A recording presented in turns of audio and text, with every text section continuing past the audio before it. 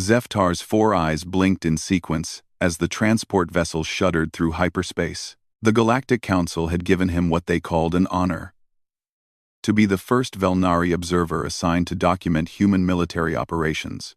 His species prided themselves on being neutral chroniclers, their crystalline memory cores perfect for recording history without bias. The assignment briefing had been simple.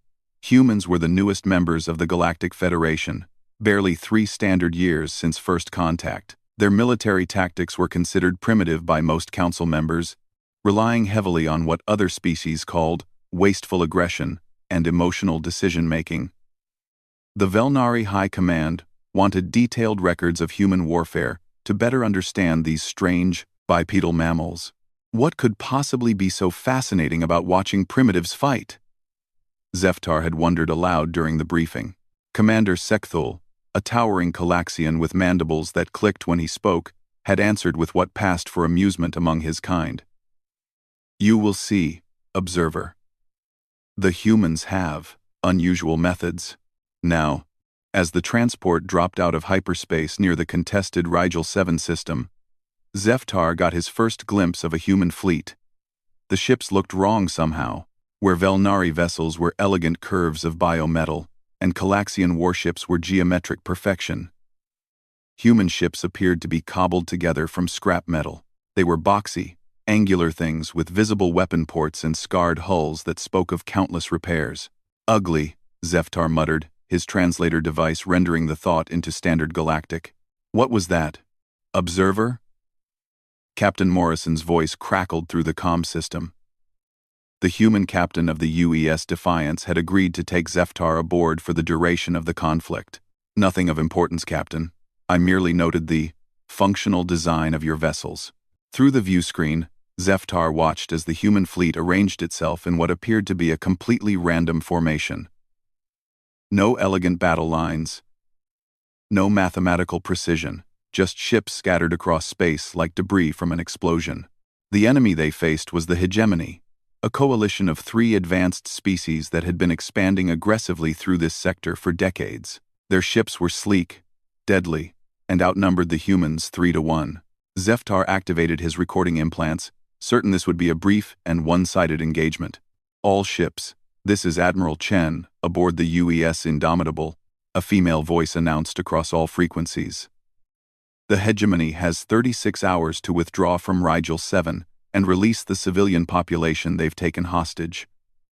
If they refuse, we remind them that humans don't leave our people behind." Zeftar's translator struggled with some of the human emotional undertones, but the message was clear enough. He found their ultimatum amusing. What could humans possibly do that the combined might of 3 advanced civilizations couldn't handle? The Hegemony's response came swiftly. "Primitive mammals," came the synthesized voice of a Hegemony commander. "You are outgunned and outmatched. Surrender your vessels, and we may allow some of your kind to live as laborers." What happened next would haunt Zeftar's crystalline memory cores for cycles to come. Admiral Chen's voice returned. But now, it carried something that made Zeftar's natural armor plates instinctively tighten against his body. It was cold, controlled, but underneath lay something primal that his species had never evolved to understand. "All ships, execute Protocol Omega. Let's show them why Earth survived the wars." The human fleet moved, but it didn't move like any military formation Zeftar had ever witnessed. The ships spread out in seemingly chaotic patterns, some diving down relative to the galactic plane, others climbing up, still others accelerating directly toward the enemy fleet in what appeared to be suicide runs. "Captain Morrison," Zeftar said, his voice translator picking up his confusion. "Your fleet appears to have lost formation coherence. Should we not maintain tactical positioning?" Morrison, a scarred human with graying hair, turned to look at the observer. There was something in his eyes that made Zeftar's 4 hearts skip beats in alternating rhythm. "Observer, you're about to learn something the Council doesn't teach in their academies. We don't fight to win battles. We fight to end wars." The first Hegemony volley lit up space with energy beams and plasma torpedoes. Where Zeftar expected to see human ships vaporize, he instead watched them perform maneuvers that defied tactical logic. Ships spun around their longitudinal axes while maintaining forward velocity, returning fire from angles that should have been impossible. Others used their own weapons' recoil to change direction in ways that confused enemy targeting computers. How are they maintaining structural integrity during those rotations? Zeftar asked, his scientific mind struggling to process what he was seeing. Inertial dampeners work differently when you design them to fail, Morrison replied grimly. We learned during the Unity Wars that sometimes you need to choose between crew comfort and tactical advantage. A hegemony cruiser, 3 times the size of the UES Defiance, moved to intercept them. Its weapons were charging, energy readings climbing to levels that could vaporize the human ship in a single salvo. Captain, evasive maneuvers? The human navigator called out. Negative, all power to forward shields and weapons. Ramming speed. Zeftar's 4 eyes widened in horror. Captain, that is suicide. Your shields cannot withstand their main weapon at close range. Morrison's smile was the most terrifying thing Zeftar had ever seen. You're right. They can't. The human ship accelerated directly toward the enemy cruiser. The hegemony vessel fired its main weapon. A concentrated beam of destruction that could crack a moon's surface. The Defiance's forward shields flared, held for exactly 2.3 seconds, then failed completely. But 2.3 seconds was exactly how long the humans needed. As their shields collapsed, the Defiance fired every weapon it had directly into the enemy beam. The competing energies met in space between the 2 vessels, and something happened that Zeftar's scientific training said was impossible. The energy beam reversed. Magnetic resonance cascade, Morrison explained as the enemy cruiser's own weapon tore through its hull. We studied their technology, found the frequency that makes their plasma unstable. Sometimes the best defense is making the other guy's offense work for you. Across the battlefield, similar impossible things were happening. Human ships were deliberately taking damage to get close enough for weapons that shouldn't have been effective. They were using their own destroyed vessels as kinetic projectiles. One human destroyer had somehow managed to ram an enemy battleship by using its explosion as propulsion. But what disturbed Zeftar most wasn't the tactical innovations or the seemingly suicidal bravery. It was the coordination. The human fleet moved like a single organism. When one ship was damaged, 2 others would immediately move to protect it, not retreating to safety but advancing to positions where they could continue fighting. When ammunition ran low, ships would transfer weapons to each other in the middle of combat, and when a vessel was about to be destroyed, its crew would transmit their tactical data to other ships, even as they died. Observer, Morrison said quietly. You should record this next part carefully. On the main screen, the UES Indomitable was surrounded by 6 hegemony ships. Its weapons were offline. Hull breaches venting atmosphere, and escape pods launching in streams. Any rational commander would surrender. Admiral Chen's voice cut across all frequencies one final time. All ships, this is Indomitable. We are critically damaged and cannot continue combat operations. There was a pause, filled with the sound of explosions and shouting in the background. However, our reactor is still functional. Recommend all friendlies clear blast radius. We're going to make this count. Zeftar watched in paralyzed fascination as the human flagship, its hull cracked and bleeding fire, accelerated toward the densest concentration of enemy vessels. The hegemony ships tried to destroy it, but their weapons only hastened what was already inevitable. The antimatter reactor breach, when it came, briefly created a new star in the Rigel system. When the light faded, 11 enemy ships had been reduced to expanding clouds of plasma and debris. The battle lasted 4 more hours. When it ended, the human fleet had been reduced to 7 operational vessels from an original 23, but the hegemony force was completely destroyed, and the hostages on Rigel 7 were free. As rescue ships began recovering human survivors, Zeftar sat in stunned silence, his memory cores processing what he had witnessed. Captain Morrison, he finally managed. Your species suffered a 70% casualty rate. In any other military doctrine, this would be considered a catastrophic defeat. Morrison was staring out at the debris field, where human and alien wreckage drifted together in the void. That's the difference between your people and mine. Observer, You fight until it's no longer profitable. We fight until it's finished. A communication came in from the rescued civilian population on Rigel 7. Zeftar listened as thousands of voices, human, Velnari, Calaxian, and a dozen other species, expressed their gratitude to the fleet that had sacrificed so much to save them. Why? Zeftar asked. Why accept such losses for beings who aren't even your own kind? Morrison turned to look at him, and Zeftar saw something in the human's eyes that his people's language had no word for. Because if we don't, who will? As the surviving human ships began the long journey home, Zeftar realized that his mission to observe primitive human warfare had revealed something far more disturbing than tactical doctrine. He had discovered that humans didn't fight like primitives at all. They fought like something else entirely, something that the galaxy wasn't prepared for. 3 standard months passed before Zeftar received his next assignment. The Velnari High Command had reviewed his initial reports from Rigel 7 with what his superiors called considerable interest. His crystalline memory cores contained tactical data that had sparked heated debates in the council chambers. Observer Zeftar, High Chronicler Velmora addressed him through the quantum communication array. Her thoughts transmitted directly into his consciousness. Your reports have raised questions among the council members. Some believe your recordings may have been corrupted by emotional interference. Zeftar's 4 eyes focused on the holographic projection of his superior. High Chronicler, I can assure you that my memory cores maintained perfect fidelity throughout the engagement. The humans' methods were exactly as documented. That is precisely what concerns us. Velmora's mental voice carried undertones of unease. The Calaxian High Command has officially classified your reports as theoretical fiction. The Zephyrian Empire refuses to believe that any species would intentionally sacrifice their most advanced warships for tactical advantage. They claim such behavior violates fundamental military logic. High Chronicler, I witnessed 17 separate instances of humans using damaged vessels as kinetic weapons.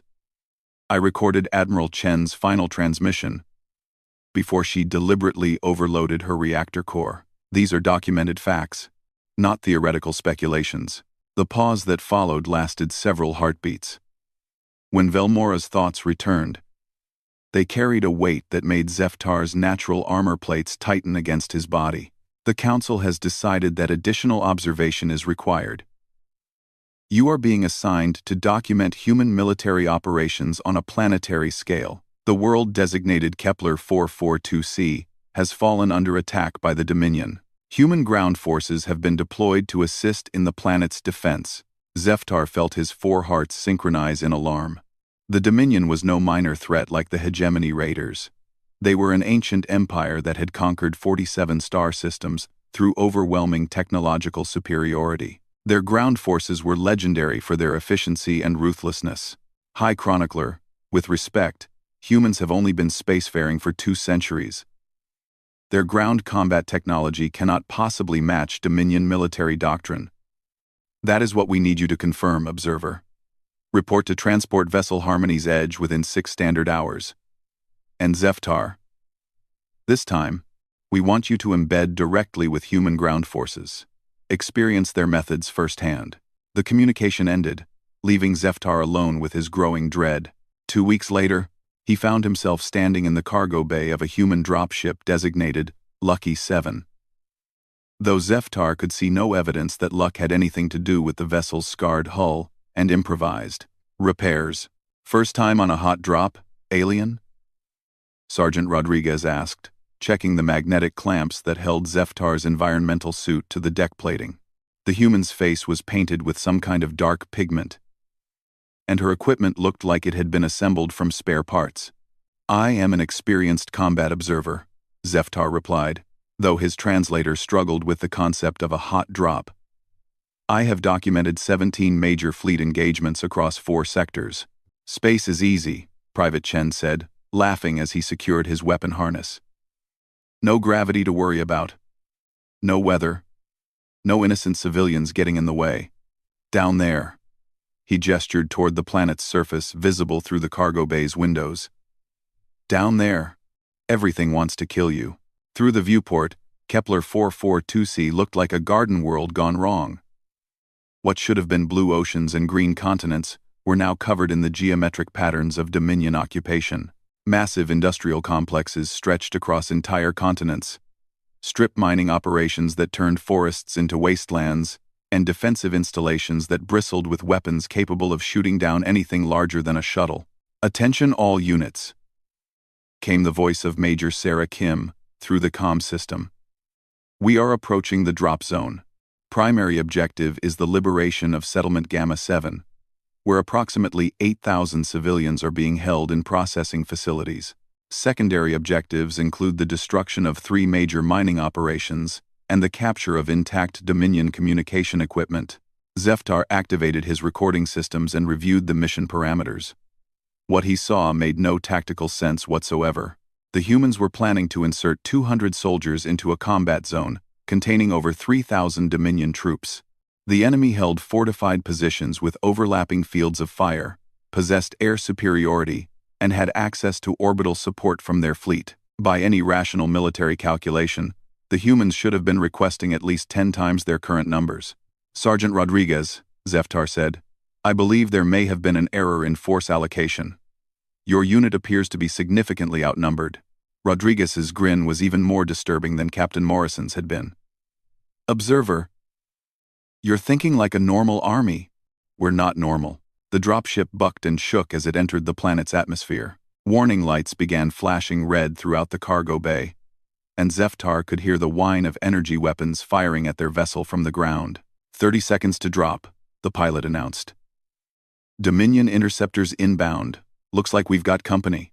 Zeftar watched through the cargo bay's display screen as sleek alien fighters rose from the planet's surface, their weapons already charging. The human dropships were lightly armored transports, never designed for air-to-air combat. What happened next defied every principle of military aviation that Zeftar had studied. The human transports didn't attempt to evade the incoming fighters. Instead, they deliberately flew directly into the enemy formation, using their larger mass and armored hulls to physically ram the smaller craft. Zeftar watched in horror as 2 dropships sacrificed themselves to clear a path for the others, their wreckage and that of the destroyed fighters falling toward the planet's surface like a metal rain. 15 seconds. "Remember, people, we're not here to win pretty. We're here to win permanent."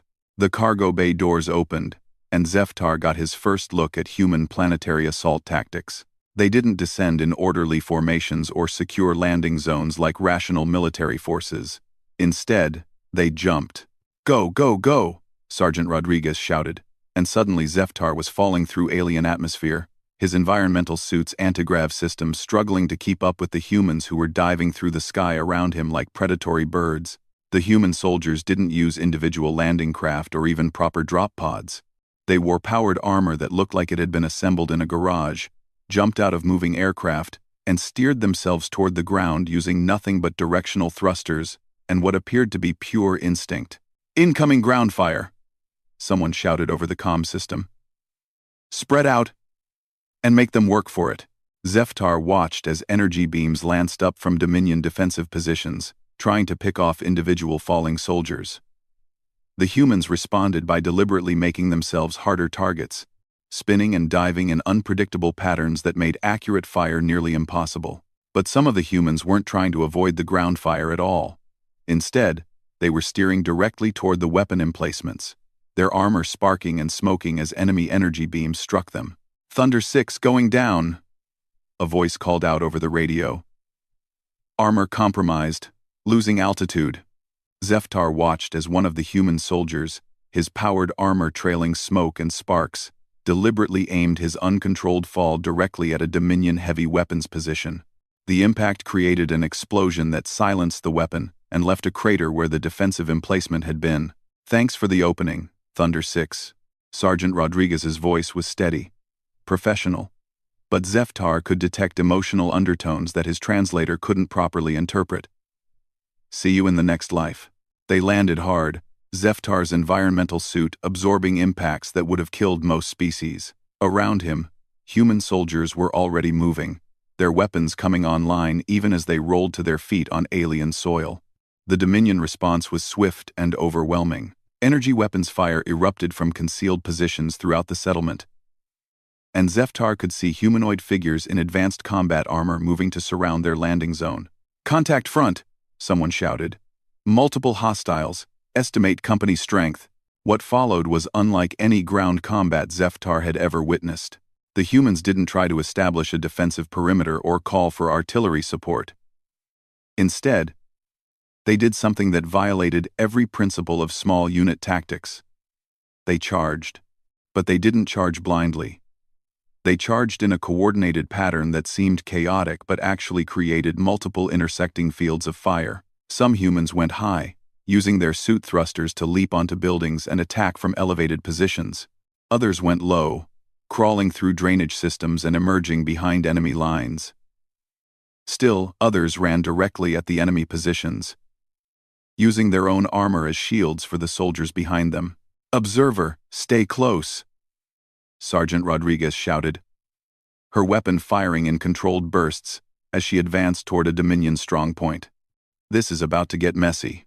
A Dominion soldier emerged from cover, his weapon, an energy rifle that could punch through tank armor, aimed directly at Zeftar. The observer's 4 eyes tracked the weapon's movement with crystal clarity, recording what would likely be his final moments. The energy beam never reached him. Private Chen appeared between Zeftar and the enemy soldier, his armor already damaged from the drop. The Dominion weapon's beam struck him center mass, burning through his chest plate and into his body. Chen fell to his knees, smoke rising from his ruined armor. But even as he died, Chen's weapon was still firing. The Dominion soldier collapsed. Holes burned through his own armor by Chen's return fire. The human had traded his life for the enemy's in the same instant, calculating that his death could save his comrades. "Chen." Rodriguez's voice carried a rage that made Zeftar's translator circuits overload. "You stupid, brave bastard." The sergeant's response was to throw herself directly at the enemy position that had killed her soldier. Her weapon fired continuously as she advanced, but more importantly, she was shouting something that Zeftar's translator couldn't properly process. Other humans took up the cry. It wasn't words, exactly, but some kind of vocalization that seemed to coordinate their assault in ways that normal radio communications never could. They moved as a pack, covering each other's advances, sharing ammunition, and supporting wounded comrades without ever breaking their momentum. A Dominion officer, recognizable by the advanced command armor he wore, emerged from a fortified position with a squad of elite soldiers. His voice, translated by Zeftar's equipment, carried the cold efficiency of a professional military mind. "Surrender, mammals. You are outnumbered and outgunned. Submit, and your deaths will be quick." Sergeant Rodriguez's response was to activate her suit's external speakers. "You want to know what humans do when we're outnumbered?" Her voice echoed across the battlefield. "We even the odds." She pulled something from her equipment harness, a small device that Zeftar didn't recognize. When she activated it, every piece of Dominion equipment within 100 meters simply stopped working. "Electromagnetic pulse grenade," she explained conversationally as Dominion soldiers stared at their dead weapons in confusion. "We studied your technology during the Proxima raids. Turns out your power systems have a really specific vulnerability." What followed was a slaughter, but not the kind Zeftar had expected. The humans advanced through the disabled Dominion positions with weapons that didn't rely on advanced technology: chemical projectile weapons, explosive devices, and in some cases, sharpened metal implements that they used for close combat. The Dominion soldiers, stripped of their technological advantages, discovered that they had never learned to fight as individuals. Their entire military doctrine relied on superior equipment and coordinated support systems. Without those advantages, they were helpless against humans who had learned warfare in the streets of their own cities during their species' violent history. "This is impossible," the Dominion commander said as Rodriguez approached his position. "Our armor should protect against primitive kinetic weapons." Rodriguez's smile was visible through her helmet's faceplate. "You're right. It should." She held up a bullet, a simple metal projectile that looked ancient compared to the energy weapons surrounding them. But we don't use ordinary bullets. The projectile, when fired, didn't just penetrate the Dominion officer's armor. It burned through it. The metal somehow generating heat as it traveled. The commander fell, his advanced protective systems useless against human ingenuity. Depleted uranium core with a thermite coating, Rodriguez explained to Zeftar as they moved through the settlement. Sometimes the old ways work better than the new ones. By the time the sun set over Kepler 442c, the humans had achieved all their primary objectives and most of their secondary ones. 8,000 civilians had been freed. 3 major mining operations had been destroyed, and they had captured enough Dominion communication equipment to monitor enemy movements throughout the sector. They had accomplished this with a casualty rate that would have been considered catastrophic by any other military force, 67%. As Zeftar sat among the human survivors, watching them treat their wounded and prepare defensive positions for the night, he realized something that chilled his crystalline consciousness. The humans weren't just willing to die for their objectives, they were good at it. They had turned dying into a tactical advantage, using their own mortality as a weapon against enemies who couldn't comprehend the concept of willing self-sacrifice for abstract principles. "Observer," Sergeant Rodriguez said, settling down beside him as human medics worked on her wounded leg. "What did you think of your first ground combat experience?" Zeftar looked out at the liberated settlement, where human and alien civilians were emerging from hiding to thank their rescuers. Many of the humans who had freed them were wounded, exhausted, and facing the probability of death in the next enemy counterattack. But they were also laughing. They were sharing stories, tending to each other's wounds, and making plans for tomorrow, as if they expected to survive. Their faces showed grief for fallen comrades, and determination to continue fighting, but underneath it all was something that Zeftar's people had no equivalent for: joy. They found joy in struggle, satisfaction in hardship, and meaning in sacrifice. "Sergeant Rodriguez," Zeftar said carefully, "I believe I am beginning to understand why the Council finds my reports difficult to accept." "Yeah?" Rodriguez winced as a medic sealed the wound in her leg. "Why's that?" "Because if I report accurately on what I have witnessed, the galaxy will have to acknowledge that humanity represents something entirely new. Something that all our military theories and strategic doctrines are unprepared for." Rodriguez nodded slowly. "And what's that, observer?" Zeftar looked out at the humans around him. These impossible beings who fought like demons and died like heroes. Who turned their greatest weakness into their greatest strength. "A species that makes war the way others make art," he said quietly. "With passion, creativity, and absolute commitment to their vision." That night, as Dominion reinforcements gathered for a counterattack that would surely overwhelm the human position, Zeftar made a decision that would haunt him for the rest of his existence. He activated his emergency beacon and requested immediate extraction, not because he was afraid of dying, but because he was afraid of what else he might learn if he stayed. 6 standard months had passed since Zeftar's extraction from Kepler 442c. 6 months during which his reports had circulated through the highest levels of the Galactic Council, causing debates that raged in chamber sessions and private meetings alike. The crystalline memory cores containing his observations had been analyzed by military theorists, xenopsychologists, and strategic planners from 17 different species. The conclusion was unanimous. The reports were impossible to believe. "Observer Zeftar." High Chronicler Velmora addressed him through the quantum communication array, her mental voice carrying undertones of frustration that made his natural armor plates tighten. "The Council has reached a decision regarding your documentation of human military operations." Zeftar's 4 eyes focused on the holographic projection, though he had already suspected what was coming. "High Chronicler, my memory cores have been verified by 3 independent technical teams. The recordings are accurate and complete. That is precisely the problem." Velmora's thoughts carried a weight that made the chamber seem smaller. "The Calaxian High Command has formally requested your censure for filing deliberately fraudulent reports. The Zephyrian Empire's War College has published a paper titled "The Impossibility of Suicide Tactics as Sustainable Military Doctrine." Even our own Strategic Analysis Division, has concluded that your observations contradict fundamental principles of evolutionary behavior. High Chronicler, I can only record what I witness. I cannot alter reality to make it more acceptable to military theorists, which is why the Council has decided on a final test. Velmora's mental voice carried something that Zeftar had never heard before. Fear. There is a situation developing in the outer spiral that requires immediate attention. The void touched have returned. Zeftar felt his 4 hearts stop beating in sequence.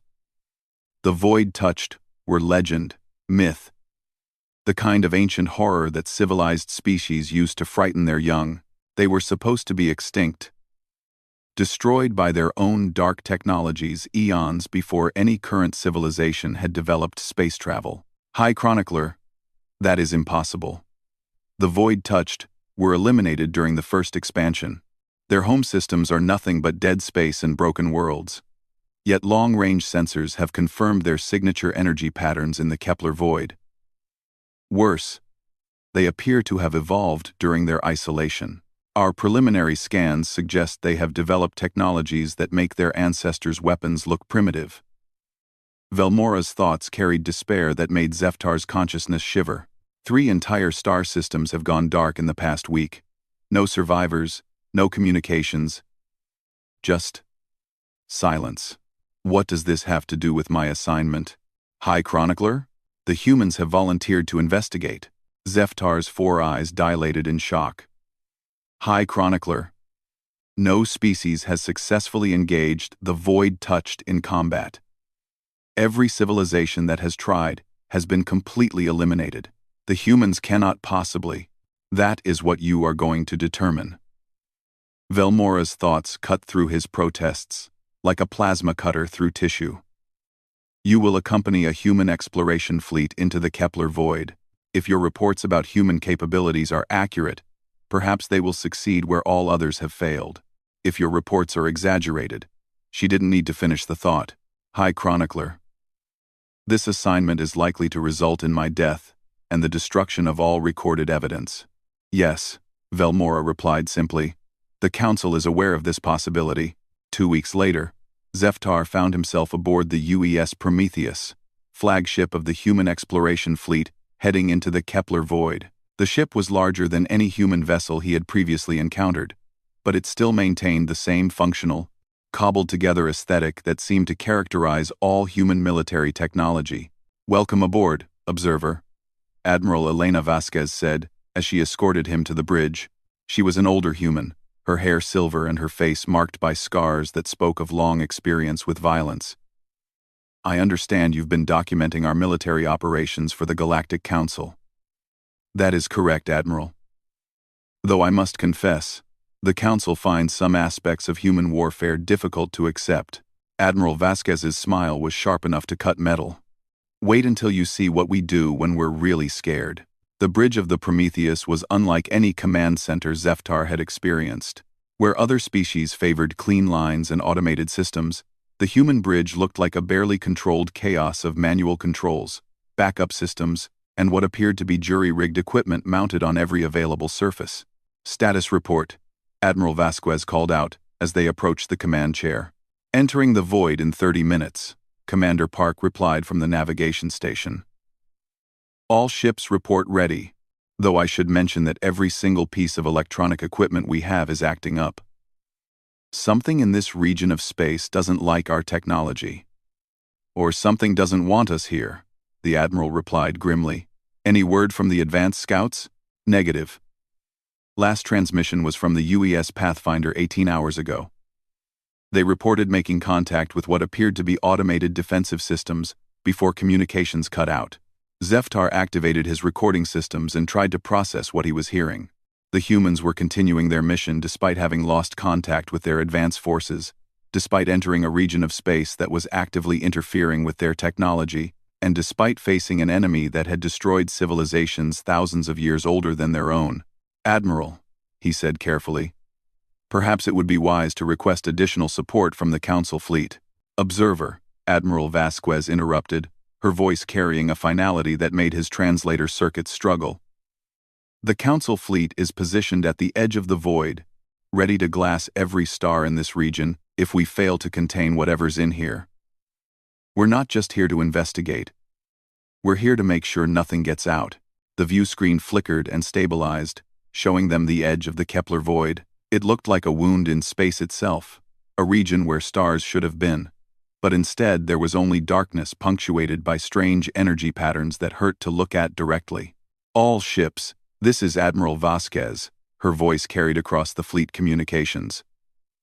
Remember, people, we're not here to win. We're here to make sure everyone else gets a chance to live. Whatever's in there, we stop it here. This was heaven there. We haven't on seeing. We haven't there one. We haven't there one. As they crossed into the void, Zeftar's instruments immediately began malfunctioning. His crystalline memory cores, which had functioned flawlessly for decades, started producing corrupted data. His environmental suit's systems flickered between normal operation and complete failure. "Don't worry about the equipment problems," Commander Park said, noticing his distress. "We expected this. Everything in the void seems designed to corrupt or destroy advanced technology. Then how do you plan to fight?" "Same way humans always fight," Admiral Vasquez replied. "We improvise." The first contact came 6 hours into the void. Long-range sensors, operating at barely 10% efficiency, detected massive objects moving toward their fleet. When the shapes finally resolved on their screens, Zeftar understood why the void touched had been so feared. Their ships weren't ships at all. They were living things, massive organisms the size of moons, their surfaces covered in what appeared to be organic weapon systems that pulsed with dark energy. Worse, they seemed to be absorbing light itself, creating zones of absolute darkness that expanded as they moved. "My God," someone whispered on the bridge. "How many of them are there?" The tactical display showed dozens of the creatures approaching from multiple directions. Each one was easily a match for an entire fleet of conventional warships. "All ships, execute Protocol Black," Admiral Vasquez commanded. "And may whatever gods are listening forgive us for what we're about to do." Zeftar watched in growing horror as the human fleet began to implement tactics that made their previous operations look rational by comparison. Ships started deliberately overloading their reactor cores, not to create weapons but to generate specific energy signatures that seemed to confuse the approaching creatures. "Observer," Admiral Vasquez said, her voice steady despite the madness unfolding around them. "You might want to record this next part carefully. Nobody's going to believe it without proof." The lead void-touched creature opened fire with weapons that didn't just destroy matter. They seemed to erase it from existence entirely. Entire human ships simply vanished, not destroyed but deleted from reality as if they had never been. The human response was to charge directly into the creature's firing solutions. "All ships, remember your training," Admiral Vasquez's voice cut through the chaos. "These things feed on energy and matter. But they can't digest what they can't understand. Make them confused." What followed was the most insane battle Zeftar had ever witnessed. Human ships began deliberately behaving in ways that violated physical laws, using their fusion reactors as thruster systems, ejecting their entire missile payloads simultaneously to create massive kinetic barriers, and in one case, somehow managing to fly backward while maintaining forward momentum. "How is that possible?" Zeftar asked as he watched a human destroyer move in 6 directions at once. "Emergency modification to the inertial dampeners," Commander Park replied calmly. "We removed all the safety protocols and turned them into localized space-time distortion generators. The ship's artificial gravity is creating paradoxes that the creature's targeting systems can't compensate for. But your crew must be experiencing fatal gravitational stresses." "Yep," Park agreed. "Most of them are probably dead or dying. But they're still fighting." On the tactical display, Zeftar watched as human ships continued their impossible maneuvers even as their life support systems failed. Crews were dying from gravitational forces that should have liquefied them instantly, but they kept fighting until the moment their ships lost all power. And somehow, it was working. The void-touched creatures, evolved to fight conventional energy-based weapons and normal matter, couldn't adapt to opponents who deliberately violated the rules of physics. Their targeting systems failed when faced with ships that occupied multiple positions simultaneously. Their absorption abilities became liabilities when trying to feed on energy that existed in quantum superposition. "Admiral," the communications officer called out, "I'm receiving a transmission from inside one of those creatures." "Put it through." The voice that emerged from the speakers was human, but changed somehow. "This is Captain Rodriguez of the UES Pathfinder. We've been absorbed by one of these things, but we're still fighting. The interior appears to be some kind of pocket dimension. We've located what might be a control center." "Rodriguez, your ship was reported lost 18 hours ago. Time works differently in here, Admiral. We've been fighting for what feels like weeks. But listen, these things aren't just weapons. They're trying to prepare something. Some kind of massive ritual that will let them spread across normal space. Can you stop it? We can try. But it'll require detonating our antimatter reserves inside their control center. The explosion might destabilize this entire pocket dimension." Admiral Vasquez was quiet for a long moment. "Rodriguez, that's a suicide mission, Admiral. With respect, we've been dead since we got pulled in here. But maybe we can make it count for something." Quote, Zeftar listened as Captain Rodriguez coordinated with her crew, preparing to sacrifice themselves to damage an enemy they couldn't possibly defeat through conventional means. Around them, the battle continued to rage as human ships implemented increasingly desperate tactics against creatures that should have been invincible. "Observer," Admiral Vasquez said quietly, "are you recording this?" "Yes, Admiral. Though I doubt the Council will believe it any more than my previous reports. They'd better start believing." She gestured toward the tactical display, where the first void-touched creature was beginning to show signs of damage. "Because this isn't the end of the war. This is just the beginning." The explosion from the Pathfinder's sacrifice lit up the void like a newborn star. The creature that had absorbed them convulsed, its organic hull rupturing as internal fires consumed it from within. But even as it died, its death scream echoed through dimensions, calling others of its kind. "Long-range sensors are detecting movement throughout the void," Commander Park reported. "Hundreds of them, Admiral. Maybe thousands. Then we'd better get creative." Admiral Vasquez replied. "All ships, execute Protocol Omega Black. Time to show these things what humans do when we're really desperate." What followed was 3 days of continuous combat that redefined Zeftar's understanding of what warfare could be. Human ships began using tactics that existed at the intersection of science and madness. They created temporal paradoxes to attack enemies in the past, used quantum uncertainty as a defensive measure, and in one memorable case, somehow convinced a void-touched creature to attack itself by reflecting its own consciousness back at it through artificially generated mirror dimensions. The casualty rate was 100%. Every single human ship was destroyed. Every crew member killed. Every piece of equipment lost. But when the battle ended, the Kepler void was empty of void-touched creatures. Zeftar found himself alone in an escape pod, his environmental suit keeping him alive as he drifted through the debris field that had once been 2 fleets. His memory cores contained recordings of impossible battles, heroic sacrifices, and tactical innovations that violated every principle of military science. When the Council rescue ships finally found him, he was the only survivor. "Observer Zeftar." High Chronicler Velmora's voice carried through the quantum communication array as he recovered aboard the Council ship. "Your rescue beacon indicates that the human fleet was completely destroyed. We assume your mission was unsuccessful." "High Chronicler," Zeftar replied, his 4 hearts beating in perfect synchronization for the first time in cycles. "The mission was successful beyond all possible expectations. The void touch threat has been eliminated." "Impossible." "Our sensors detected massive explosions throughout the region, but nothing could survive the level of destruction we observed." "The humans didn't survive, High Chronicler, but they accomplished their objective." There was a long pause. When Velmora's thoughts returned, they carried a weight that seemed to compress the entire chamber. "Observer, you are requesting that the Council believe that a human fleet of 30 vessels successfully eliminated an enemy force that had previously destroyed entire civilizations?" "That is correct. Using tactics that our finest military minds consider impossible? Also correct. While suffering 100% casualties?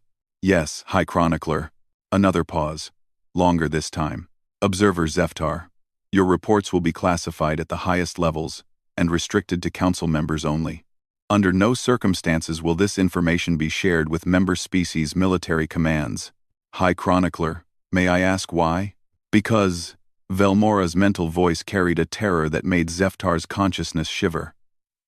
If other species learn that humans can win wars by completely destroying themselves, they will either try to copy human tactics and destroy themselves in the process, or they will decide that humans are too dangerous to allow to exist. And which decision would the council make? The silence that followed lasted for several minutes. Observer Zeftar, you are being reassigned to deep space exploration. Your new mission will take you to the far edge of the galaxy, where contact with other species will be minimal. Your reports on human warfare are being sealed under the Extinction Prevention Protocol. High Chronicler, the humans saved the galaxy. Their sacrifice prevented the return of the Void Touched. Yes, Velmora agreed. And that terrifies us more than the Void Touched ever did. As Zeftar's transport carried him toward the edge of known space, he reviewed his memory cores one final time. 3 major engagements, documented in perfect detail, showing humans fighting with a combination of tactical brilliance, technological innovation, and suicidal courage that redefined what warfare could be. They had won every battle by accepting that victory required complete sacrifice. They had defeated enemies by being willing to die in ways that their opponents couldn't understand or counter. They had saved the galaxy by proving that some things were more important than survival, and in doing so, they had revealed something about themselves that the galaxy wasn't ready to accept. Humans didn't fight wars to survive. They fought wars to create a universe worth surviving in.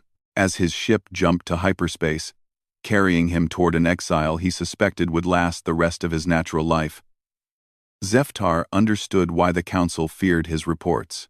He had witnessed the birth of something new in the galaxy, something beautiful and terrible and absolutely unstoppable, something that called itself humanity.